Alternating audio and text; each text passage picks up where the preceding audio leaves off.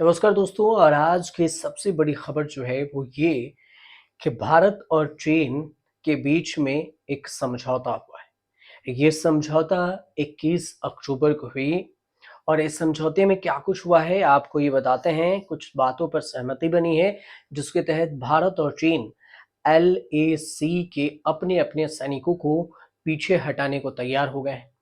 इसके साथ LAC पर दोबारा पेट्रोलिंग को लेकर भी एग्रीमेंट हुआ है।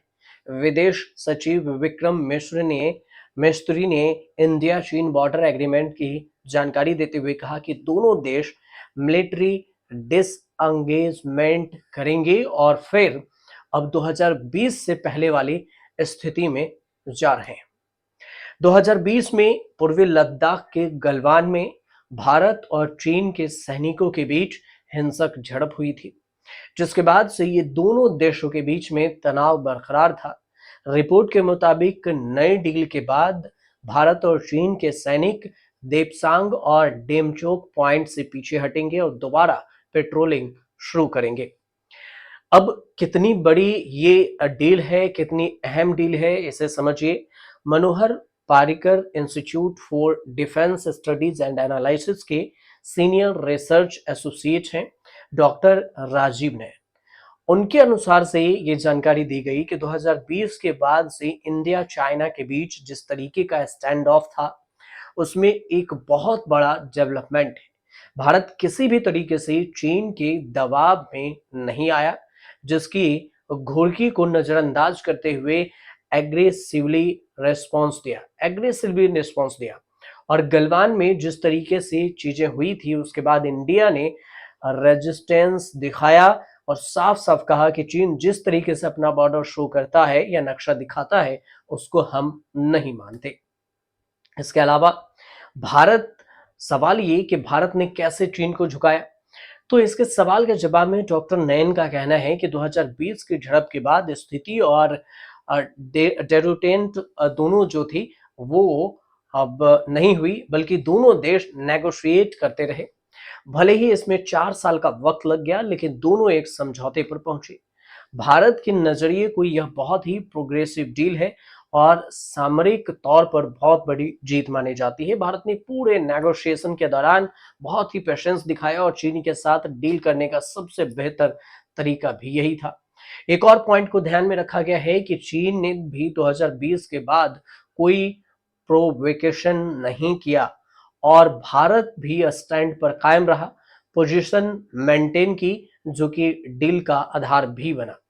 डॉक्टर राजीव नयन के मुताबिक चीन से झड़प के बाद पिछले कुछ वर्षों में भारत ने बॉर्डर इंफ्रास्ट्रक्चर से लेकर डिफेंस में अच्छा खासा इम्प्रूवमेंट किया।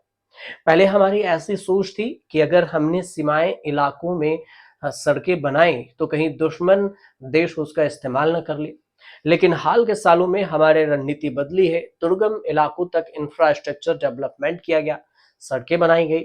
इसके साथ ही डिफेंस में भी अच्छा निवेश किया। राफेल से लेकर अपाचे हेलीकॉप्टर से भी लाए, जो कि हाई अल्टीट्यूड में ऑपरेट कर सकता है। इससे भारत के अंदर एक विश्वास जगा कि वह चीन को भी उसी भाषा में जवाब देने में सक्षम है।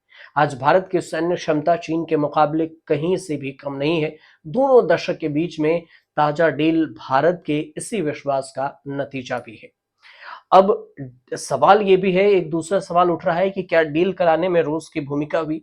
ऐसा सवाल क्यों है? क्योंकि डॉक्टर राजीव नयन कहते हैं कि रूस कभी नहीं चाहेगा कि भारत और चीन के बीच में ऐसी कोई बात हो जिससे अमेरिका या पश्चिमी देशों को यहाँ मध्यस्थता या प्रेजेंस का कोई अवसर मिले। यूक्रेन से लड़ाई के बाद रूस को यह बात और अच्छी तरह से समझ में आ गई कि चीन और भारत दोनों रूस के करीबी हैं और अच्छे संबंध हैं। ऐसे में रूस की रणनीति है कि उसके दोनों दोस्त आपस में लड़े नहीं।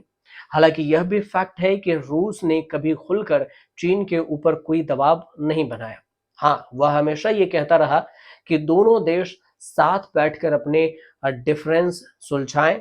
ऐसे में इंडिकेशन से कहा जा सकता है कि डील में उसकी कोई भूमिका हो सकती है, मतलब रूस की कोई भूमिका हो सकती है। यह समझौता ऐसे समय पर हुआ है जब भारत के प्रधानमंत्री नरेंद्र मोदी ब्रिक्स शिखर सम्मेलन में भाग लेने वाले हैं और इस दौरान उनकी चीन के राष्ट्रपति शी जिनपिंग से मुलाकात होने की उम्मीद है। हालांकि बैठक को लेकर कोई आधिकारिक घोषणा नहीं की गई है, लेकिन माना जा रहा है कि दोनों नेता नई व्यवस्था और सीमा विवाद को सुलझाने के अन्य राजनयिक प्रयासों पर चर्चा कर सकते हैं। लेकिन इस पूरे मामले को समझिए कि ये मामला उठा कहां से, लड़ाई कहां से शुरू हुई। देपसांग में जिन जगहों पर भारतीय सैनिक पेट्रोलिंग के लिए जाते थे, उनमें से कई जगहों पर चीनी सैनिक आकर बैठ गए, मतलब कब्जा जमा लिया। और इस वजह से वहां भारत की सेना पेट्रोलिंग करने से रुक गई और इसके जवाब में भारतीय सेना ने उन पर जगहों पर अपनी तैनाती कर दी, जिससे कुछ पॉइंट पर चीन के सैनिक भी पेट्रोलिंग ब्लॉक हो गई चीन के सैनिक की। वह डेमचौक में चीन ने उन जगहों पर नए टेंट लगाए जहां उनके टेंट नहीं थे। चीन का कहना है कि ये उसके चरवाहों के टेंट है। हालांकि भारत का कहना है कि ये चीनी सैनिक हैं जो सिविल ड्रेस में वहां पर हैं। अप्रैल 2020 से पहले जिन एरिया में टेंट नहीं थे, ये उन एरिया में लगे हुए हैं। पेट्रोलिंग नंबर 14 से लेकर डिसएंगेजमेंट हुआ था। इसके जवाब में भारतीय सेना ने भी वहां पर अपने टेंट लगाए और इस तरह चीन और भारत दोनों आमने सामने हैं। 2 साल पहले पैंगोंग एरिया यानी कि फिंगर एरिया और गलवान के पेट्रोलिंग पॉइंट 14 से डिसएंगेजमेंट हुआ था। इस गोगरा में पेट्रोलिंग पॉइंट 17 से सैनिक हटे। इसके बाद हॉट स्प्रिंग एरिया में PP-15 से भी हटे। यहाँ भी बफर जोन बने हुए हैं और इनमें न ही भारत के सैनिक पेट्रोलिंग करते हैं और न ही चीन के। फिलहाल इन पेट्रोलिंग पॉइंट पर भी फिर से पेट्रोलिंग शुरू करने को लेकर बातचीत हुई है और ये समझौता किया गया है। फिलहाल आपको ये जानकारी कैसे लगी, आप हमें कमेंट कर जरूर बताइएगा। और अगर आपको कोई चीज समझ में नहीं आती हो या किसी मुद्दे को समझना चाहते हैं एकदम आसान भाषा में, तब भी आप हमें बताएं, हम आप तक वो वीडियो बनाकर स्पेशली आप तक जरूर पहुंचाएंगे। चैनल को सब्सक्राइब कर लीजिएगा अगर आपको अच्छी वीडियो लगी हो तो।